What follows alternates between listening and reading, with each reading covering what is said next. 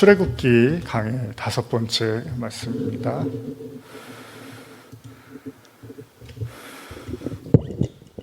출애굽기 강의 5번째 말씀입니다. 우리 지난주까지 해서 출애굽기 강의 4번째까지 말씀을 나눴는데요. 우리 4번째 지난주 혹시 제목 기억하시나요? 그때 오셨던 강자분이 계속 물어보셔. 저도 한번 계속 한번 질문을 던지면 어떨까. 그때 제가 좀 재밌었던 게 예수님이 며칠 만에 부활하셨죠. 그런데 아무도 대답을 안 하시더라고요.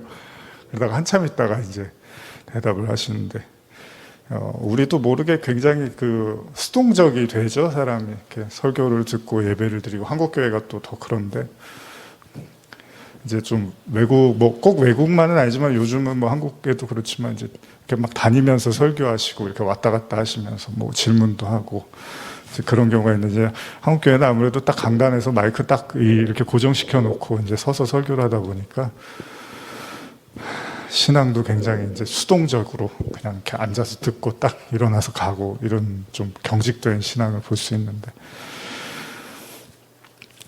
지난주 설교 혹시 제목이 뭐였죠? 한번 제가 기다려보고 오늘 한번 생각도 안 나시나요 혹시?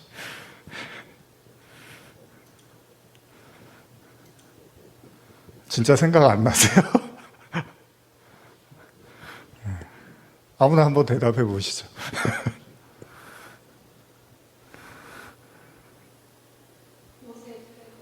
그렇죠. 모세의 출애굽. 모세가 출애굽했던 내용이죠. 아마 다른 분들 기억 진짜 안 나셔서 대답 안 하신 것 같아요. 그러니까 이게 참 예배가 그래요. 그냥 한 주 예배 드리고 지나가고. 그래서 제가 강해 설교하는 이유가 그래도 말씀을 좀 깊이 이해하고 그 맥을 좀 유지하려고, 제가 이제 주제 설교를 하면 이제 그냥 이렇게 그 주하고 다음 주 또 다르니까 이어지지가 않으니까 끊어지는데, 이제 강해 설교를 하면 계속 좀 이어지니까 여러분들도 그 말씀의 맥을 좀 붙잡으셨으면 하는 마음에서 강해 설교를 하는데요. 아무쪼록 앞으로 이제 많이 남았으니까요. 여러분들 잘 기억하셨다가 나중에, 이게 저도 요즘 제가 예전에 했던 설교들을 이렇게 생각을 하면서 다시 뭐 썸네일도 이렇게 다시 손을 보고 해서, 예전에 이제 요한복음이라든지 요한계시록 설교들 다시 손을 좀 수정을 해서, 너무 이제 사람들의 썸네일이 좀 촌스럽지 않냐 뭐 이런 얘기들도 들어와서 제가 이렇게 정리를 해서 올리고 하는데, 이전에 했던 설교들이 참 그래도 한 번쯤은 들어볼 필요가 있지 않은가, 의미가 있지 않은가, 그런 생각을 해보는데, 앞으로 제 계획이, 그래서 제가 했던 요한복음 강해를 이제 성경 공부식으로 좀 나눠서 해보려고 하는데, 어쨌든 간에 여러분들이 이왕 듣는 말씀 그냥 한 주 듣고 지나치시기보다는 그 맥을 계속 이어서, 제가 예전부터 오래전부터 지금까지 어떤 하나의 복음을 계속해서 이제 나누고 있는 거니까요. 조금 더 여러분들도 마음을 모아서 또 공부도 하시고 또 들어도 보고 궁금하면 저한테 물어도 보시고 그렇게 하셨으면 좋겠습니다. 자, 그러면 오늘 말씀 한번 출애굽기 2장 21절 22절인데요. 같이 한번 읽어볼까요? 시작. 모세가 그와 동거하기를 기뻐하며 그가 그의 딸 십보라를 모세에게 주었더니 그가 아들을 낳음에 모세가 그의 이름을 게르솜이라 하여 이르되 내가 타국에서 나그네가 되었음이라 하였더라. 자, 우리는 지난주에 바로의 그 강력한 박해를 뚫고 태어난 누구죠? 모세 이야기를 나눴죠. 모세는 모세의 부모님은 어떻게든 모세를 살리려고 감추고, 그리고 나일강 강가의 갈대아 사이에 또 바구니에 담아서 놓기도 하고, 그러면서 어떻게든 그 모세를 살리려고 애를 썼는데, 놀랍게도 하나님이 여기에 응답을 해주셔서 그 애굽의 공주가 이를 발견하고 모세를 왕궁으로 데려가서 키우는데 성공을 합니다. 살았어요. 죽을 줄 알았는데 살았어요. 자, 근데 문제는 뭐였죠? 그렇게 별탈 없이 지낼 것만 같았던 모세에게 한 번에 이제 치명적인 실수를 한 거죠. 그렇죠? 누구나 다 뭐 실수를 하죠. 여러분도 저도 뭐 잘못된 선택이든 화를 조절을 못했든 뭐 이런저런 욕심에 너무나 치우쳤든 요즘 뭐 코인하고 뭐 주식 이런 것 때문에 막 울고 괴로워하는 사람도 되게 많다며요. 이런저런 막 후회가 오겠죠. 나중에 이제 그런 손해를 크게 보면. 어쨌든 우리도 어떤 치명적인 실수 아닌 실수를 하게 됩니다. 그리고 모세는 뭐였죠? 이게 화를 누르지를 못해서 히브리 사람을 괴롭히는 애굽인을 살해를 한 거죠. 그리고 이게 사람들에게 탄로가 나자 바로는 모세를 죽이려고 합니다. 그 이유도 제가 지난주에 나눴죠. 권력 다툼이 있었던 거죠. 그래서 모세가 이제 뭔가 서열이 높아지고 그러다 보니까 또 다른 이제 투투모세라 그랬죠. 모세에 대해서 불만을 품고 죽이려고 이제 꼬투리를 잡아서 죽이려고 했던 거죠. 어쩔 수 없이 모세는 이제 도망을 칩니다. 지난 애굽에서의 40년 동안의 그 화려했던 왕궁에서의 삶이 한순간에 무너져 버리고 그야말로 모세는 갈 데가 없는 이제 방황하는 신세가 된 거예요. 이게 참 기가 막힌 거예요, 여러분. 그러니까 제가 지난주에도 말씀드렸지만 그렇게 40년 동안 호화로운 생활을 하다가 한순간에 이 추락을 하는데 여러분들도 한번 여러분 인생을 보세요. 이 설교 들으실 때 제가 요즘 사무엘하 설교하면서 제가 은혜를 받아요. 제가 그런 생각을 했어요. 하나님이 사람을 오래, 제가 설교할 때도 그 얘기를 하지만 나중에 이제 보시겠지만 하나님이요 인생을 이렇게 물론 뭐 사람마다 다 틀리지만 그러나 보편적으로 인생의 시간을 이렇게 주신 이유는 뒤를 돌아보라고 시간을 주시는 거예요. 근데 뒤를 안 돌아보고 나이를 먹고 시간이 흐르는데 뒤를 돌아보지 않고 내가 뭘 잘못했는지도 모르고 어떤 잘못과 실수를 했는지도 전혀 인정도 생각도 안 하고 살다 보면 진짜 그 인생은 시간은 흘러가고 무의미한 인생처럼 보일 수도 있어요. 근데 하나님은 무의미한 시간을 주시는 분이 아니에요. 오늘 제목처럼.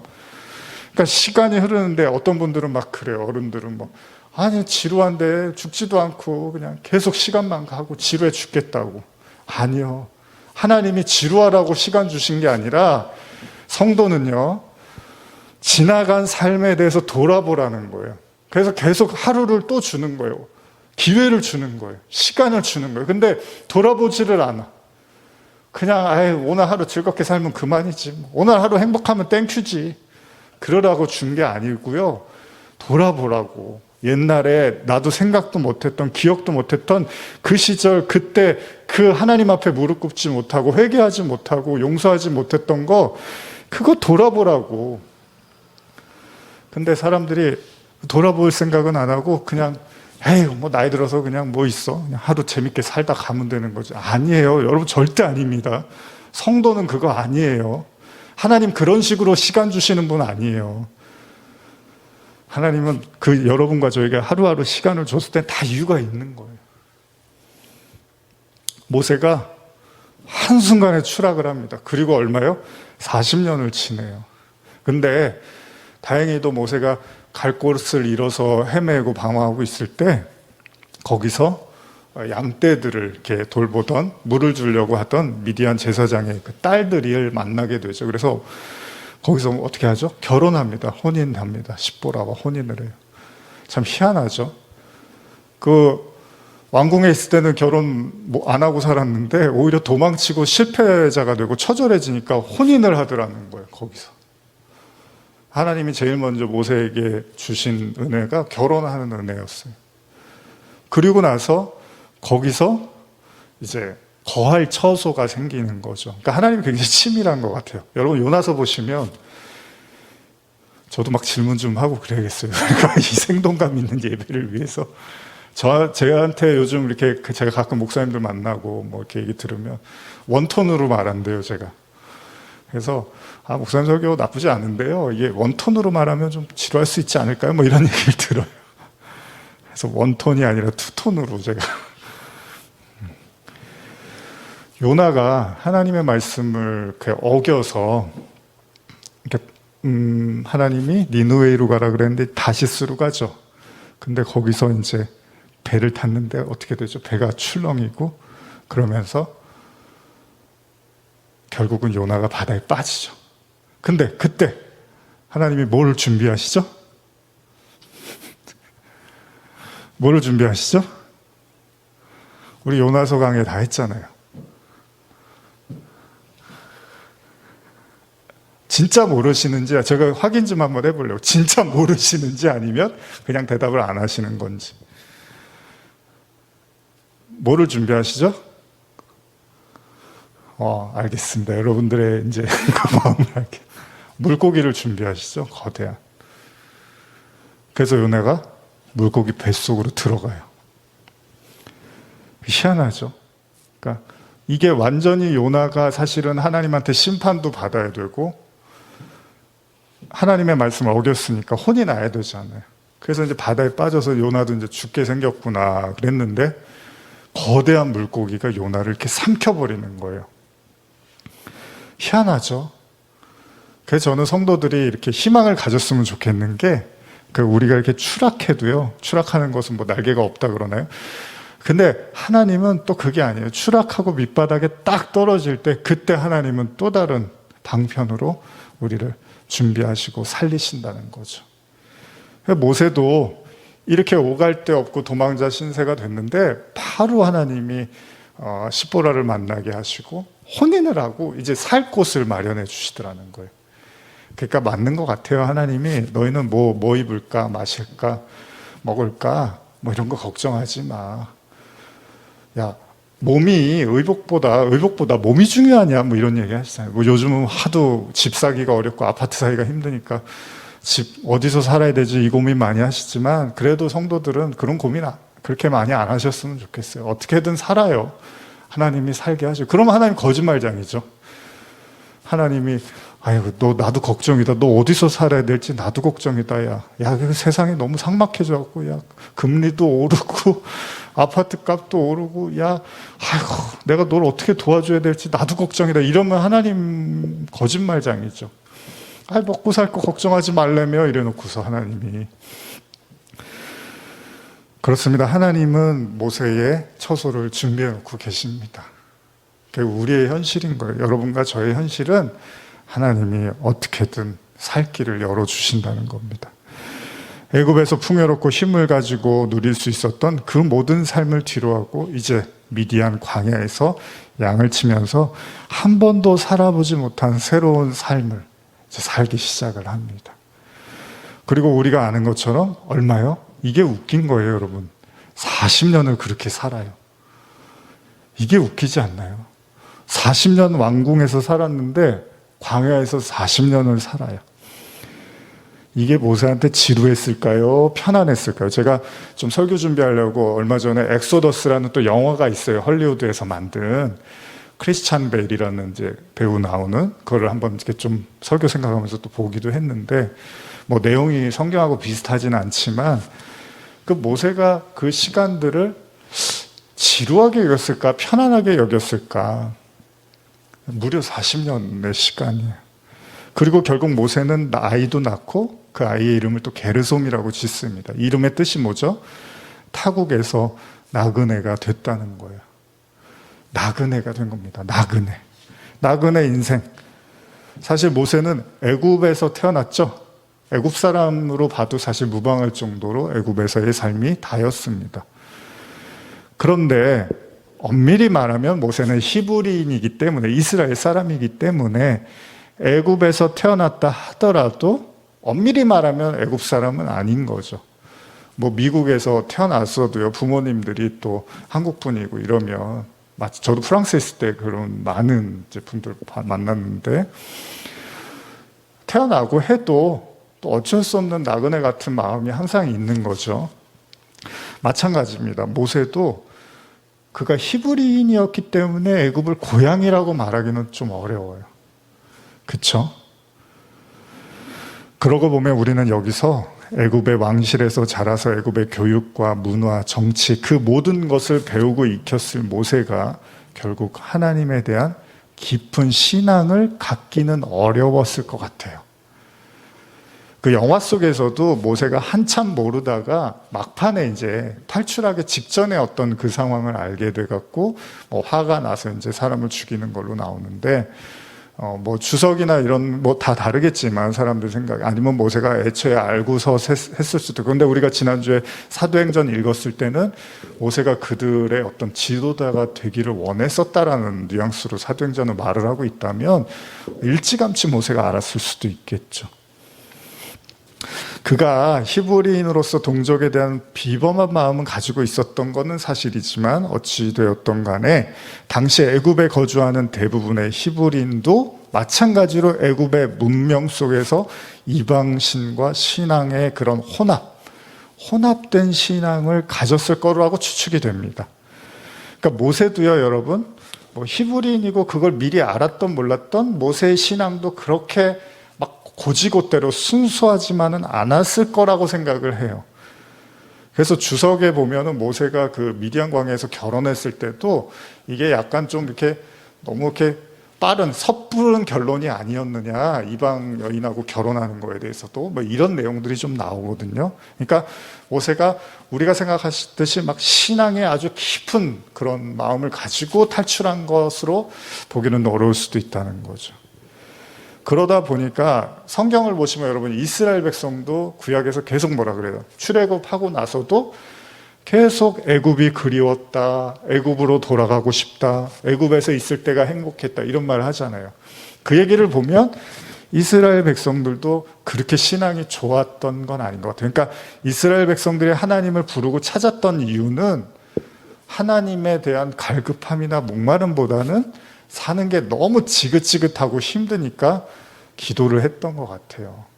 오늘날도 그래요. 저도 여기서 말씀을 전하고 여러분들한테 하나님에 대한 말씀을 드리지만 그런 얘기들이 여러분들을 하나님을 막 찾게 하지는 않는 것 같아요. 진짜는 여러분들이 삶이 너무 지긋지긋하고 괴로우면 이제 하나님을 찾겠죠. 아무리 여기서 제가 좋은 얘기를 해도 그런 것보다는 내가 두 발 딛고 사는 내 땅이 지옥 같을 때 이제 하나님을 찾는 거죠. 그런 의미에서 나그네라는 말은 어쩌면 모세를 포함한 모든 성도에게 해당되는 말일지도 모릅니다. 왜요? 애굽에서 태어났다 하더라도 그들은 애굽 사람은 아니니까요. 나그네라는 건 이방에서 객이 되었다는 건데 하나님의 나라를 본향으로 여기고 사는 성도라면 그러면 여러분과 저는 어떻죠? 여러분과 저도 여러분과 제가 하나님을 우리 거듭났다고 할 때 그게 뭐라고 그러죠? 하나님께로 났다고 할 때 거듭났다고 하거든요. 그러니까 사람은 어떻게 낳죠? 남자와 여자의 육정이라고 성경은 표현을 하는데 그런 정에 의해서 사람이 태어나는데 거듭났다는 건 하나님으로부터 났다고 해요. 그래서 니고데모가 아니 사람이 죽었는데 어떻게 다시 태어납니까? 이런 얘기를 한단 말이에요. 어떻게 어머니 뱃속으로 또 들어갑니까? 이런 표현을 쓴다고요. 그런데 그렇게 다시 태어나면 여러분들은 어떤 사람인 거예요? 하나님의 나라를 본향으로 가진 사람이니까 그때 여러분들을 나그네라고 부르는 거예요. 근데 하나님으로부터 난 적이 없으면 애굽이 여러분들, 세상이 여러분들, 이 땅이 여러분들의 본향인 거죠. 근데 성경이 그걸 보여주려고 모세를 일부러 애굽에서 탈출을 시켜서 나그네라는 이름을 이제 게르솜이라고 붙이는 거예요. 아들의 이름을. 그러면서 자, 너는 원래부터 애굽도 너의 고향이 아니고 미디안 광야도 너의 고향이 아니고 하나님을 믿는 사람들은 이 세상이 나그네 인생이야 라고 얘기를 하는 거죠. 그래서 야곱도 나중에 바로왕 앞에 섰을 때 나그네 인생이라는 표현을 쓰죠. 여러분과 저는 나그네입니다. 나그네. 나그네는 뭐예요? 여기서 조금 쉬었다가 또 저기 가고 저기서 조금 머물렀다가 여기 가고 그런 사람. 그래서 이스라엘 백성들이 유목 생활을 하는 거거든요. 이 철학에 보면은 그런 얘기들이 있어요. 그렇게 이렇게 떠도는 삶에 대한. 인생이라는 게 하나님이 백성들, 성도에게 주신 인생은 어디 하나에 정착해서 머물러서 성 쌓고서 거기서 부귀영화 누리고 사는 사람을 하나님이 원하는 게 아니라 그렇다고 맨날 떠돌아다니시라는 게 아니고요. 집 나가고 뭐 애들 팽겨치고 그런 얘기가 아니라 이 땅에 살고 있지만 마음을 여기다 두지를 않는 거예요. 자, 우리는 육신이 언젠가는 쇠약해지겠죠. 그리고 시들고 그리고 나중에는 사라지겠죠. 우리가 기대하고 또 기대고 믿고 의지하던 것, 발붙이고 살아가던 모든 게 언젠가는 하나씩 하나씩 사라져 갈 거란 말이에요. 그걸 배운단 말이에요. 지금도 이미. 그래서 제 아무리 막강한 힘과 권력을 가진 애굽 왕실에서 하나님이 모세를 자라게 하는 것 같았지만 결국은 거기가 네가 있을 곳은 아니야 라고 하면서 모세를 빼오신 거죠. 한번 또 읽어볼게요. 말씀 출애굽기 2장 23절에서 25절입니다. 시작.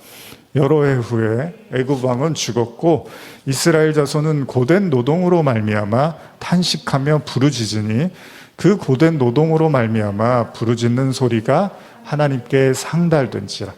하나님이 그들의 고통 소리를 들으시고 하나님이 아브라함과 이삭과 야곱에게 세운 그의 언약을 기억하사 하나님이 이스라엘 자손을 돌보셨고 하나님이 그들을 기억하셨더라.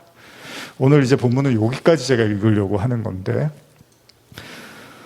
애굽을 도망치고 시간이 흐르고 성경은 모세의 시간도 흐르고 있었지만 아울러서 모세가 버리고 도망쳐온 땅 애굽에서의 시간도 흐르고 있음을 보여주고 있습니다. 그렇죠?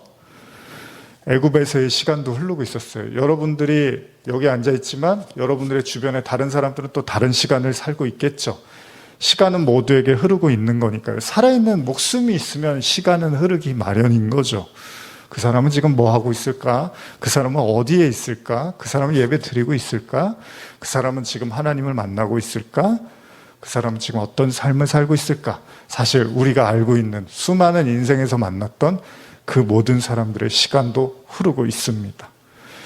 한 가지 안타까운 사실은 모세의 삶에는 나름의 진전 아닌 진전이 있었던 것 같아요. 결혼도 했고 아이도 낳고 가정도 꾸리고 어쨌든 간에 뭔가 또 삶을 살아가고 있었어요. 그러나 안타깝게도 이스라엘 백성들은 그대로 살고 있었어요. 머물러 있었어요.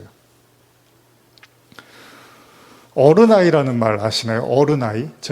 저는 참 많이 느끼는데 사람들 보면서도 사람들이 나이를 먹어도요 그냥 어느 시점에 딱 멈춰있는 것들을 보게 돼요. 물론 제 자신한테도 봤고요. 나이는 많이 먹었는데 그냥 마음이나 이런 거는 중학교, 고등학교에 멈춰있는, 자라지 못하는 마음들, 그런 거 보게 돼요. 물론 제 자신도 참 그래서 많이 예전에 그런 거 들여다보고 그런 생각들을 했는데, 시간이 흘렀는데 이스라엘 백성들의 삶이 아무런 변화가 없고 그냥 옛날 40년 전 모세가 도망치고 나올 때랑 똑같은 거예요.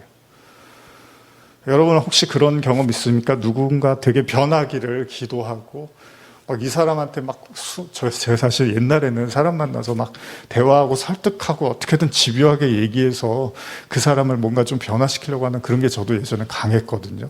근데 어느 시간이 좀 흐르니까 이제 그런 것들을 제가 이렇게 막 원하지는 않아요. 그러니까 제 마음에도 그런 게 있나 봐요. 말한다고 해서 사람이 바뀌느냐 이런 생각을 가지고 있나 봐요. 그러나 제가 그렇다고 대책 없이 그러면 사람 의미 없다 이런 게 아니라 저는 하나님의 말씀이 사람을 바꾼다고 생각을 해요. 그게 제가 성령에 대한 깊은 은혜를 받고 나서 바뀐 거예요. 그 전에는 계속 사람을 막 설득했어요. 말하면 정말 잔소리도 너무 많이 해서 도망간 사람도 있고 막 그랬는데, 우리 교회 모토가 이제 그래서 나중에는 뭐라 그러죠? 오는 사람 안 맞고 가는 사람 안 붙잡는다. 그런 얘기도 제가 하는 게 하나님한테 이제 맡기는 거죠. 물론 우리가 인간관계 할 때 사람들한테 잘해주고 따뜻하게 해주고 이러면 아무래도 마음이 쏠리잖아요. 근데 제가 긴 시간은 아니지만 제 나름대로의 신앙에서 보면서 그거 가지고는 인간적인 애정이나 응집력은 가질 수 있어요. 어떤 사람은 의리 때문에 교회 나온 사람도 있어요, 정말. 그리고 어떤 사람은 내가 개척했으니까 여긴 내가 지켜야 되나, 다양한 마음이 있는데 그거랑은 구원하고는 큰 차이가 없을 수 있어요. 구원은 말씀이 역사하고 운행하는 거거든요. 그래서 그런 의미에서 저는 지금도 우리 교인이 별로 몇 명 되지는 않지만 유튜브로 이제 설교하고 이러면 들으시는 분들은 또 꾸준히 들으시고 또 이렇게 또 은혜나 도움도 주시는 분들도 계시고 한데, 중요한 건요 여러분, 하나님의 말씀이 일을 하시는 거죠. 그거 아니었으면 예수님이 부활하시고, 제가 항상 그러지만 예수님이 부활하시고 승천을 안 하시는 게 제일 좋은 전도 방법이에요. 야, 내가 죽은 거 다 봤었지. 근데 내가 살아났어. 이거 어떻게 설명할래? 하나님이, 내가 하나님 아들이야. 그러면 다 믿을 거 아니에요. 요즘 제가 이렇게 UFO 뭐 이런 거 가끔 보는데, UFO, 뭐 사람들이 뭐 UFO 봤니, 아니니, 뭐 진짜니, 가짜니, 뭐 계속 논쟁거리가 있잖아요. 근데 떠갖고 모든 사람이 보면, 아, 있구나 이럴 거 아니에요. 그럼 하나님도, 하나님이 계시니 안 계시니, 뭐 그런 논쟁할 필요 없잖아요. 하나님이 한번 딱 나타나면 끝나는 거잖아요. 내가 하나님이야. 까불지 마. 이러면 끝나는 거잖아요. 근데 하나님이 그 방법을 안 쓰세요. 예수님이 부활하시고서 지금까지 살아계시면 전 세계 온 인류는 다 구원된다니까요. 다 믿는다니까요. 그렇잖아요. 그래 놓고 하나님이 너희들이 안 믿어서 내가 괴로워하고 아파하고 기다리고 있어. 아니, 좋은 방법 있잖아요, 주님. 그거 왜 안 쓰시고 그래요? 근데 그게 아니니까 안 하시는 거예요, 그 방법이. 근데도 불구하고 사람들은 어떻게 보면 이렇게 눈에 보이고 귀에 들리고 손에 잡히는 거, 거기에만 이제 마음을 쏟게 되는 거죠. 근데 사람을 변화시키는 건 여러분, 제가 분명히 말씀드리면 말씀이 변화시키는 겁니다. 그러면 당연히 그럼 사람 만나고 교회 나와서도 말씀 듣고 하는, 맞아요. 말씀 듣고 말씀 나누고 하는 건데, 어떻게 변화시키냐면 그 말씀 앞에 여러분들이 무릎을 꿇지 않으면요, 백날 뭐 교제가 많고 따뜻한 얘기가 있고 백날 서로 뭔가 끈끈하고 의리가 있고 뭐 내가 개척했으니까 지켜야지 막 정의로움이 넘쳐도요, 그 개개인이 말씀 앞에서 자기를 무릎 꿇을 마음이 없으면 아무 일도 안 일어납니다. 그렇게 해서 사람은 많아질 수 있고 뭔가 이렇게 하나 되고 뭉치고 뭔가 일하는 교회처럼 보일 수는 있지만, 그 한 사람 한 사람이 말씀 앞에서 자기를 부셔가는 그 일을 하지 않으면 그건 사실 아무 의미도 없어요. 예수님이 오죽하면 야, 좁은 문으로 와야지. 나를 믿으려면 좁은 문으로 와. 그 넓은 문은 좋아서 사람들이 가는 사람이 많은데 좁은 문은 안 오려고 해. 왜요?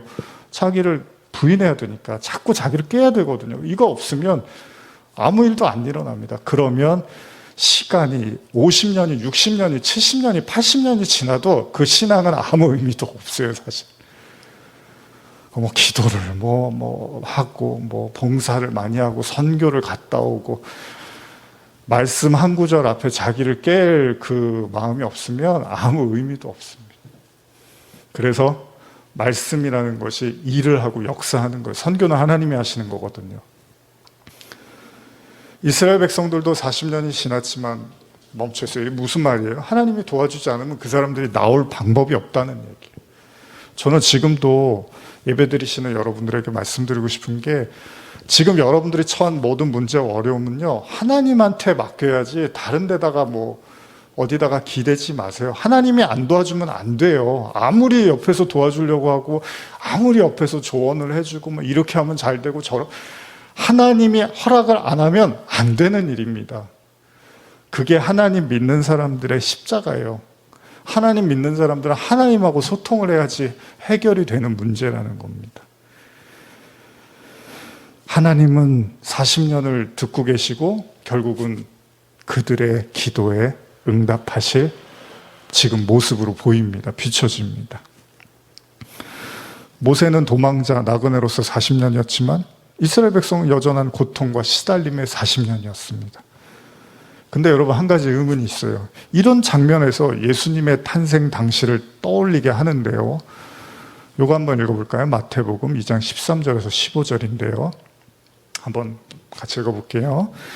그들이 떠난 후에 주의 사자가 요셉에게 현몽하여 이르되 헤롯이 아기를 찾아 죽이려 하니 일어나 아기와 그의 어머니를 데리고 애굽으로 피하여 내가 내게 이르기까지 거기 있으라 하시니 요셉이 일어나서 밤에 아기와 그의 어머니를 데리고 애굽으로 떠나가 헤롯이 죽기까지 거기 있었으니 이는 주께서 선지자를 통하여 말씀하신 바 애굽으로부터 내 아들을 불렀다 함을 이루려 하십니다. 우리가 이전에도 나눴지만요, 예수님이 태어나셨을 때 그의 부모 마리아와 요셉은요, 꿈을 통해서 당시의 왕 헤롯의 폐악함으로 인해서 고향으로 못 돌아가요. 웃기지 않습니까, 여러분? 제가 지난번에도 아마 예전에 말씀드렸겠지만 어떻게 하나님이 하나님의 아들을 보내는데 피신을 시켜요. 애굽으로. 그래서 천사가 나타나서 지시를 받는 거예요. 그리고 성경은 마치 모세 때 그를 죽이려던 바로가 어떡하죠? 죽을 때까지 모세를 미디안 광야에 또 머무르게 한 거예요. 그래서 시간이 흐르고 이제 모세를 죽이려던 자는 죽었다. 그러면서 하나님이 모세를 부르시거든요. 요셉과 마리아도요, 예수를 괴롭히던, 당시의 사람들을 괴롭히던 헤롯이 죽을 때까지 애굽에 머물렀대요. 이게 제가 오늘 여러분과 나누고 싶은 중요한 주제인데 벌써 시간이 이제 12시를 향해서 가고 있네요. 보통 우리는 역사의 주관자가 하나님이라고 믿잖아요. 그러니까 이런 구절들이 때때로 좀 받아들이기가 어려워요. 예를 들면 모세가 태어날 때도 히브리인들은 박해를 받고요. 그가 약 40세가 되던 시점까지도 히브리인들은 고통을 받아요. 나아가 모세가 애굽을 도망쳐서 40년의 시간이 흘렀는데도 또 고통을 받고 있어요. 그리고 나서 여기에 모세를 죽이려고 했던 바로 왕이 이제 죽었대요. 그렇다고 해결된 건 아니에요. 우리가 잘 알듯이 이 시점을 기점으로 하나님은 모세를 부르시고 애굽에 이제 다시 들어가라고 하시잖아요. 이게 콜링이잖아요. 모세의 부르심이잖아요. 그렇다면 하나님은 역사의 주관자라기보다는 마치 역사의 주변인처럼 보이지 않습니까? 기다리고 있어요, 하나님이. 헤롯이 죽을 때까지, 바로가 죽을 때까지 기다렸다가 야 죽었다 이제 들어가자. 하나님 맞으세요? 그런 생각 안 들까요? 저는 사실 이런 구절들이 좀 난해했거든요. 여러분들은 어떻게 생각하십니까? 모든 생사화복의 주관자가 하나님이라면 히브리인을 괴롭히는 애굽왕 바로를 하루라도 빨리 처벌해야 되잖아요. 그런 생각 안 드세요, 여러분? 지금 전쟁 나잖아요. 그러면 빨리 하나님 이거 어떻게 해결하셔야죠. 사람들 저렇게 죽어나가는데 인간한테 기대할 게 어디 있습니까? 하나님이 하셔야죠. 그런 생각 안 드세요? 인류를 구원할 메시아의 탄생을 무자비하게 방해하는 헤롯. 애들을 죽인다니까요. 바로도 그렇고 헤롯도 그렇고. 그게 말이 안 되잖아요. 그 빨리 하루라도 속히 넘어뜨려야 되는데 하나님이 그들의 건재함을 지켜보고 계시다가 야 이제 죽었다. 야 이제 죽었어. 드디어 죽었어. 이제 일하자. 이러고 계시더라는 거예요. 이런 이야기를 하고 있으니까 요즘 우리가 나누는 사무엘 말씀 있잖아요. 사무엘 상으로 돌아가 보면 얼마나 다윗이 사울의 끈질긴 괴롭힘을 받아요. 요즘 제가 사무엘 하도 나누지만 상에서는 사울이 괴롭히는데 하에서는 누가 괴롭히죠? 아들놈의 새끼가 괴롭혀요. 아버지를 죽이려고 온다니까요. 그래서 제가 묵상하다가 아내하고 그랬어요. 아니 누가 다윗이 뭐 행복하고 막 되게 하나님 사랑 많이 받고 누가 다윗이 별 탈 없이 산 것처럼 그렇게 말했나. 여러분 사무엘 상하 들여다보면 다윗이 행복했던 날이 한두 장 될까요? 없어요. 근데 왜 우리는 자꾸 성경을 우리 마음대로 그렇게 해? 여러분 다윗은요 맨날 자기가 믿고 따르던 왕한테 쫓김당해서 죽을 뻔한 그런 일들 맨날 겪었고요. 왕 되고 나서는 아들놈의 새끼가 문제 일으켜갖고 그러다가 또 아들 둘 다 죽어요. 험한 꼴을 되게 많이 봐요. 그러니까 여러분들 인생에서 험한 꼴 보신다고 너무 노여워하지 마세요. 성경 인물들 험한 꼴 안 본 사람들이 거의 없어요. 자꾸 우리는 조작된 설교, 조작된 이야기, 이 인간적 그 수준의 이야기와 이렇게 결탁해서 혼합된 어떤 이상한 복음을 자꾸 듣다 보니까 무조건 예수 믿으면 행복하고 즐겁고 뭐 별일 없고 무슨 문제가 생기면 잘못된 거고 믿음이 없는 거고 이런 식으로 생각을 해요. 아니요. 성경 인물들 다 험한 꼴 봐요. 아담은요. 시작하자마자부터 죄 짓고서 쫓겨나죠. 애굽으로, 에덴에서. 그러고 나서 아들 낳았는데 아들이 살해를 해버리네. 그런 게 성경이에요, 여러분. 근데 그런 험한 세상에서 하나님이 성도는 지켜주신다는 게 진짜 교훈이지 성도는 험한 꼴 안 보고 사는 게 성도야. 그거 아닙니다, 여러분. 죄 짓기 때문에 험한 꼴 볼 수밖에 없어요, 우리는. 근데 어쨌든 간에 하나님이 왜 이렇게 힘들게 하는 사람들을 지켜보고 계시다가 그들이 죽어서야 일을 하시는 건가? 근데 우리가 한쪽 면만 보면 안 돼요.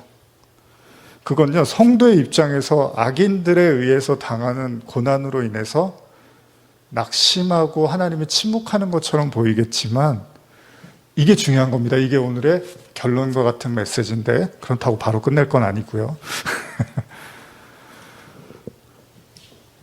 하나님은 악인들에게도 인내하고 기회를 주신다는 것도 기억을 하셔야 됩니다. 저놈 저거 말 같지도 않은 행동 저거 사람들한테 하나 유해한 존재니까 벼락을 쳐서 죽여버려야지가 아니라 기회를 주시더라는 거예요. 시간을 주시는 거예요. 베드로후서 3장 8절에서 10절 한번 읽어볼까요? 시작. 사랑하는 자들아, 주께는 하루가 1000년 같고 1000년이 하루 같다는 이 한 가지를 잊지 말라. 주의 약속은 어떤 이들이 더디다고 생각하는 것 같이 더딘 것이 아니라 오직 주께서는 너희를 대하여 오래 참으사 아무도 멸망하지 아니하고 다 회개하기에 이르기를 원하시느니라. 그러나 주의 날이 도둑같이 오리니 그날에는 하늘이 큰 소리로 떠나가고 물질이 뜨거운 불에 풀어지고 땅과 그 중에 있는 모든 일이 드러나리로다. 중요한 거, 주님은 하루가 1000년 같고 1000년이 하루 같은 거예요. 잊지 마세요, 여러분. 저도 아직 젊지만 눈 깜빡하면 50, 눈 깜빡하면 60, 눈 깜빡하면 70입니다. 시간을 줬으면 그 시간에 합당한 여러분들이 열매를 맺어야 되는 거예요. 하나님은 기다리는 거예요. 하나님은 자기가 마음에 안 들면 그 자리에서 처단하는 그런 전능자이기보다는 시간을 주고 또 시간을 주고 또 시간을 줍니다. 그런데 헤롯도 바로도 꿈쩍도 안 합니다. 자신 앞에 주어진 충분한 회개할 시간이 있었는데도 불구하고 마지막 순간까지 악행을 멈추지를 않습니다. 혹시 범죄도시 2 보신 분들 계시나요? 어마어마한 그 악당이 나오죠. 근데 정말 거침이 없어요. 경찰이 이제 영화 속에서 잡으러 쫓아다니다가 결국 나중에 이제 잡아서 시원하게 한 방울 먹이죠. 제가 그 영화를 이렇게 봤어요. 모임이 있어서 같이 만나서 봤는데 그걸 보면서 제 마음에 감동이 됐던 건 어느 장면이냐면 그렇게 목숨 걸고 싸워서 막 칼 맞고 막 옆에 찔리고 이제 형사들이 강력계 형사들이 그러고 나서 이제 잡아서 이제 감옥에 넣은 거잖아요.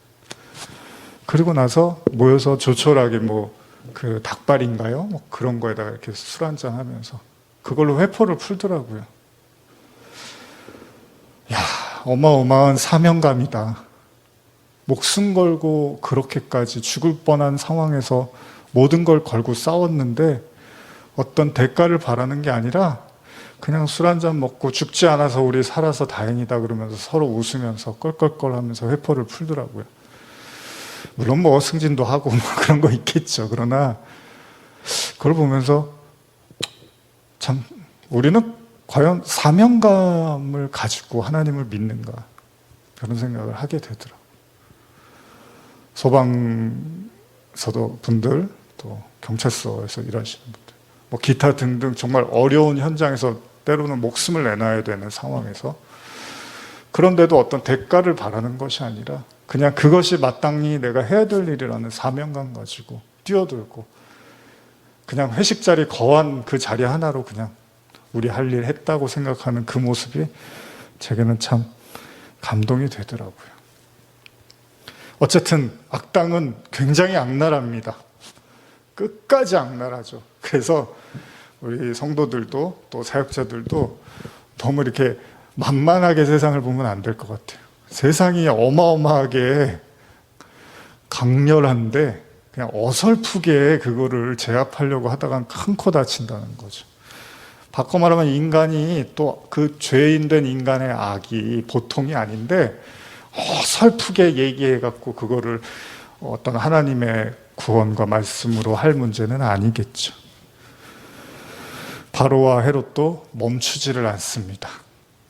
자기의 악행을 멈추지 않아요. 결국 그들은 죽습니다. 그들은 그들의 인생을 다 살다가 죽죠. 근데 하나님의 시간을 이제 다 써버린 거예요. 이제 돌아올 기회가 없어요. 히브리서 12장 15절에서 17절 읽어볼까요? 너희는 하나님의 은혜에 이르지 못하는 자가 없도록 하고 또 쓴뿌리가 나서 괴롭게 하여 많은 사람이 이로 말미암아 더럽게 되지 않게 하며 음행하는 자와 혹 한 그릇 음식을 위하여 장자의 명분을 팔 에서와 같이 망령된 자가 없도록 살피라. 너희가 아는 바와 같이 그가 그 후에 축복을 이어받으려고 눈물을 흘리며 구하되 버림바가 되어 회개할 기회를 얻지 못하느니라. 회개할 기회.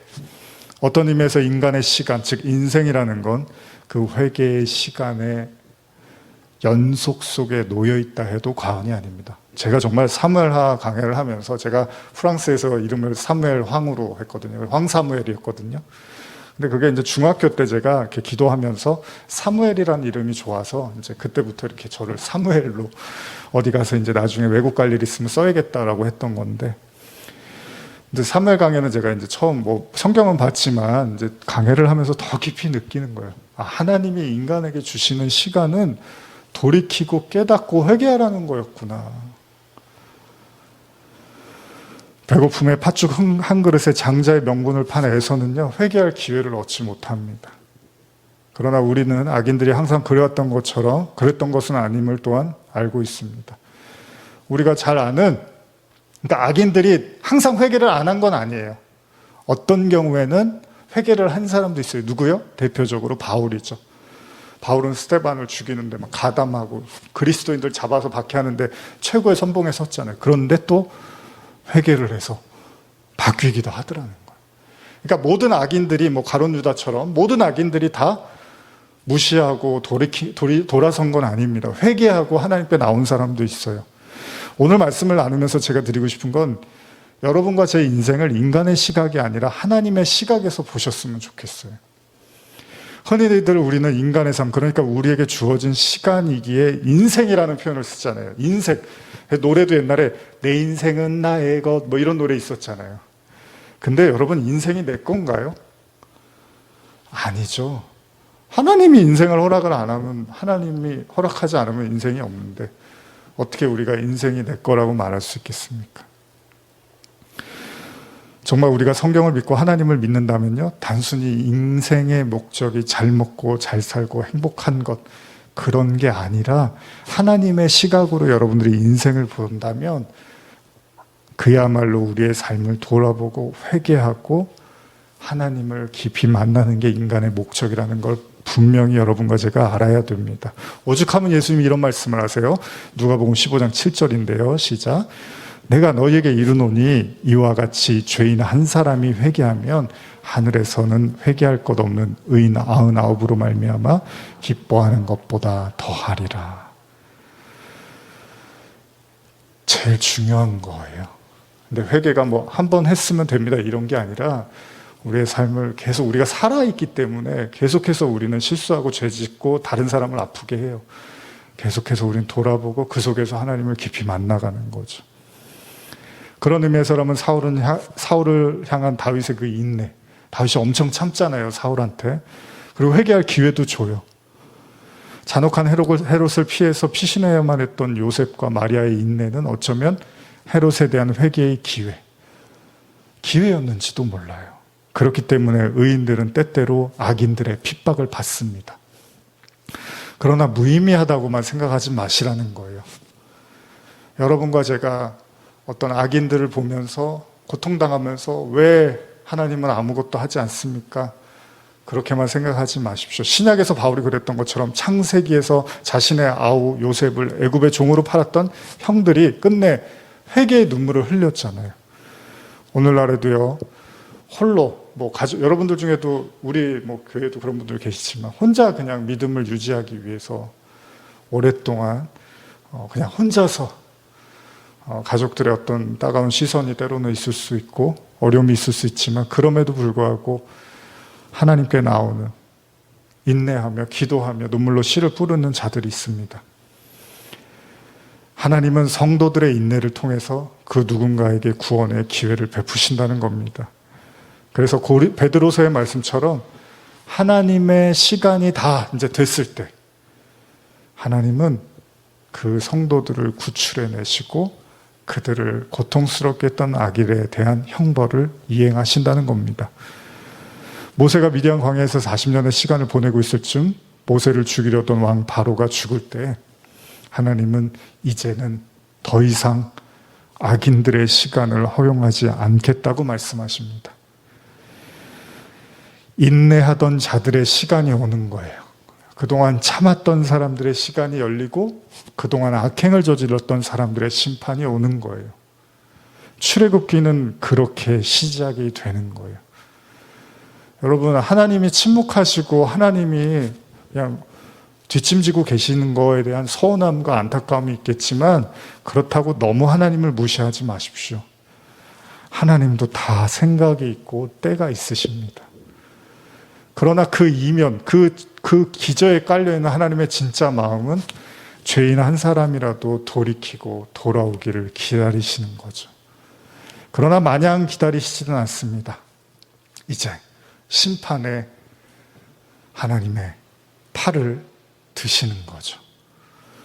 여러분과 저의 삶에도 하나님이 시간을 주셨습니다.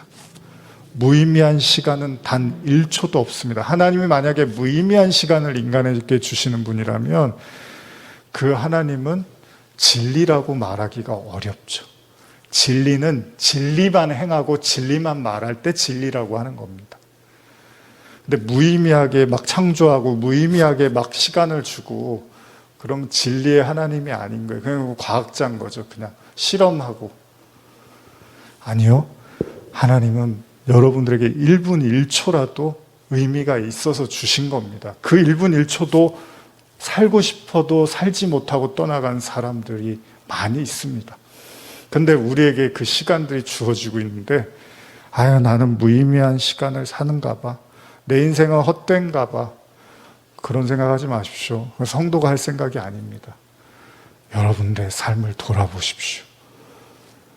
여러분들의 과거의 모든 시간들을 돌아보십시오. 그리고 그 속에서 하나님을 놓치고 잃어버렸던, 그리고 회개치 못했던, 부르짖지 않았던 여러분들 자신과 하나님과의 만남을 가지십시오. 무의미한 시간은 없습니다. 기도하시겠습니다.